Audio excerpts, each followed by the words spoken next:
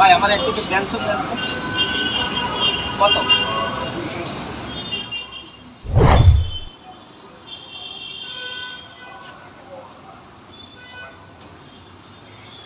Sir আমার কিছু টাকা ভিক্ষা দিবেন?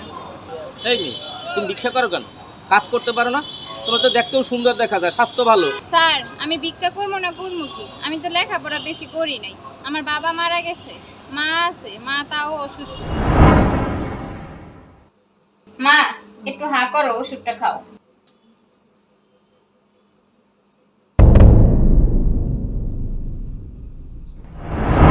স্যার আমি অল্প বয়সের মেয়ে, মানুষের বাসায় কাজ করতে গেলে সাহেবরা আমার দিকে কোন নজর দেখে। এদোলা শোন, তুই যদি আমার একটু সময় দেস তাহলে তোদের এত কষ্ট করে কাজ করো না কেন? অল্প কাজ করলেই চল। স্যার এটা আপনি কি বলতেছেন? আমি ওরকম মেয়ে না, আমি আপনার বাসায় কাজ করব না, প্রয়োজন হয় ভিক্ষা করে খাবো।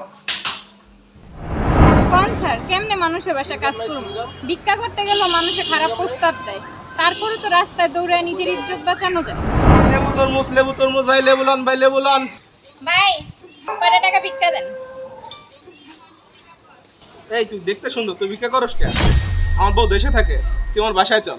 ধর তোর ভিক্ষা আমার লাগবে না, চরিত্রহীন। আঙ্কেল কিছু ভিক্ষা দেন না। মানুষের বাসায় কাজ করে খেতে পারো না?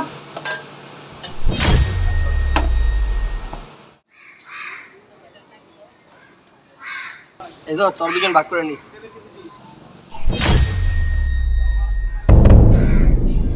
এই মেয়ে শুনুই, তুই এখানে আসো।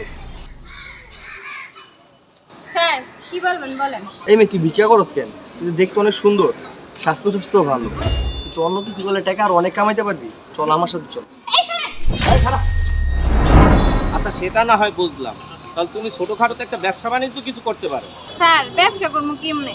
আমার কাছে তো কোনো টাকা পয়সা নেই, ভিক্ষা করে যাও 200-300 টাকা পাই, তাও আমার ওষুধের পিছনে যায়। তোমার কাছে মোটেও টাকা পয়সা নাই? না স্যার। আচ্ছা তুমি কয় টাকা হইলে কিছু একটা কইরে খাইতে পারবা? স্যার 1000 খানিক টাকা হইলেও আমি ছোটখাটো একটা ব্যবসা করে চলতে পারতাম। আরে 1000 টাকা দিয়ে তুমি কি ব্যবসা করতে পারবা? 1000 টাকা হইলেও আমি কিছু চিপস চকলেট গাড়িতে বেচা ভিক্ষার চেয়েও ভালো থাকতে পারতাম। দেখো আমার দৈনিক 2-3 প্যাকেট সিগারেট লাগে, আমি না হয় এক সপ্তাহ সিগারেট খাবো না। আজকে তোমাকে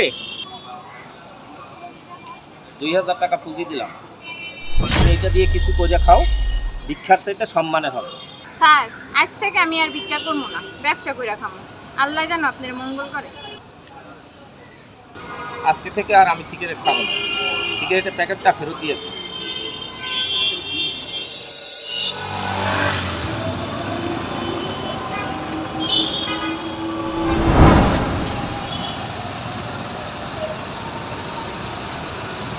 এই চিপস এই চিপস নিবেন আঙ্কেল? আচ্ছা। চিপস নিবেন আঙ্কেল?